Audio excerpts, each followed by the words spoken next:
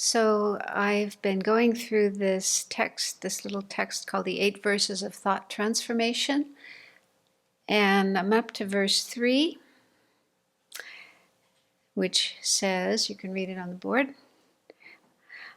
In all actions, I will examine my mind, and the moment a disturbing attitude arises, endangering myself and others, I will firmly confront and avert it. So there's so much material here. I could talk for days, months, years, but I won't make you wait that long for lunch. So I'll just do briefly. So this is talking about disturbing attitudes, which are also called afflictions or delusions or kleshas. There's different terms for these, but they are aspects of our mind that come up again and again and make our mind disturbed. And there's lots of these explained in the Buddhist tradition, but 3 principal ones are called the 3 poisonous attitudes: greed, hatred, and ignorance. So greed could also be called desire, attachment, clinging, craving. So it's that attitude where we kind of want to grasp onto someone or something or some experience because we like it and we see it as a cause of happiness and we don't want to separate from it. And then anger or hatred is kind of the opposite. It's when we don't like someone, we don't like something, and we want to push it away, get away from it, or get rid of it, destroy it. And ignorance, there's a lot of different kinds of ignorance, but in the context of the 3 poisonous attitudes, it's ignorance about karma, that doesn't understand that actions we do lead to certain results that we'll have to experience in the future. You do good things, you'll have happiness. You do bad things, you'll have suffering. So ignorance about that. And so there's a huge subject in Buddhism. There's a lot of material on how to work with these disturbing attitudes. So I thought one approach would be in terms of, in the Lamrim, the stages of the path, there's 3 levels, or sometimes called the 3 scopes: initial, middling, and great or advanced scope. So these are kind of like 3 different levels of practice. So we could look at this topic of disturbing emotions according to those 3 levels. So the first level, the initial level, that involves developing concern about next life, because we have this very wonderful life now, precious human life, but it's not going to last forever. We're going to die, and then after that, another rebirth. And the kind of rebirth we have depends largely on how we live our life, what we do. If we do negative things, there's a good chance we'll have an unfortunate rebirth. We do good things, we'll have a fortunate rebirth. So concern about our next life, our next rebirth, will motivate us to want to avoid non-virtue, that's the cause of bad rebirths, and do virtue, the cause of good rebirths. And these 3 poisonous attitudes and other disturbing attitudes are what lie behind our doing of non-virtue. So when we kill or steal, it's usually because our mind is caught up in one or another disturbing attitude.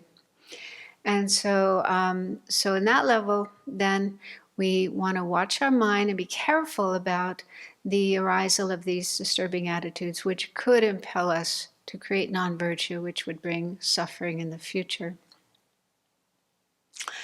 And then the intermediate level, that's where we broaden our scope and we realize that this whole situation we're in, which we call samsara, dying, being reborn over and over again, experiencing all kinds of problems, unsatisfactory circumstances, that this whole situation is undesirable and like a prison, and we want to get out. And the way to get out is mainly by eliminating the disturbing emotions or disturbing attitudes in our mind, because they are the things that mainly keep us in samsara. They come up in our mind, motivate us to create karma, which then causes another rebirth. So we just keep circling in samsara because of these disturbing attitudes. And so in that level, the idea is to get rid of them altogether, which is definitely possible. They're not permanent fixtures in our mind. And so we gradually work on decreasing them, getting them under control, but then eventually overcome them completely. Although to do that, we have to get a realization of emptiness. We have to realize emptiness directly, and that's not so easy. But it's the realization of emptiness that's enabled to completely eliminate those disturbing attitudes altogether. And then the great or advanced level, that's where we open up and think about all other sentient beings and how they're in this situation of samsara too. They're suffering like we are, and they're stuck, and they want to be happy. They want to get out. And so there we take on this responsibility of helping all of them because of love, compassion, altruism, bodhicitta. So we generate this aspiration to become fully enlightened, a Buddha, so that we can then guide all other beings out of samsara. So there too, we have to be concerned about these disturbing attitudes, because as long as they're in our mind, we won't be able to attain Buddhahood. And also along the way, as we're following the Bodhisattva's path and working towards Buddhahood, these can come up in our mind and cause us to harm others, do things harmful to others, and so on. And so, so on the Bodhisattva path as well, it's necessary to see the dangers, the faults of these disturbing attitudes and work on overcoming them. So there's different levels at which we could do this practice, but it is an essential practice in Buddhism. In fact, I've heard the Dalai Lama sometimes say that the whole point of Buddhism and Buddhist teachings and practice is to work on transforming our mind.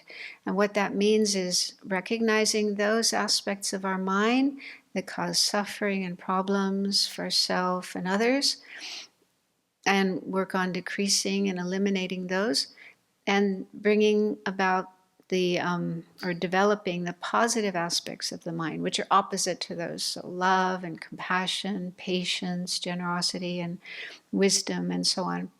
So cultivating those, increasing those, and decreasing and eliminating the disturbing ones. So since this text is really for bodhisattvas, it's about the bodhisattva path, how to develop this strong love and compassion and altruism for others and dedicate ourselves to others. That's the real focus in this text. But we start wherever we're at. Yeah, so there's a lot here that we can learn no matter what level of practice we're at. So the basic idea is just try the best we can to be aware of our mind, aware of our thoughts, look out for the disturbing attitudes. And when we notice them, try to not just let ourselves follow them and get caught up and act them out, and instead try to stop those states of mind, stop ourselves from following them and acting them out, and apply countermeasures. Because they say there's only one good thing about the afflictions, and that is that we can get rid of them. Other than that, they just bring problems for ourselves and for others. So it's important it takes a while. You have to watch your mind, watch the results of these different mental states, and see for yourself how they lead to suffering and problems for yourself and others. But once you realize that, then you definitely want to overcome them. And so we look out for them, and when we notice them, apply countermeasures and try not to act them out. So that's the basic idea behind this verse. Thank you.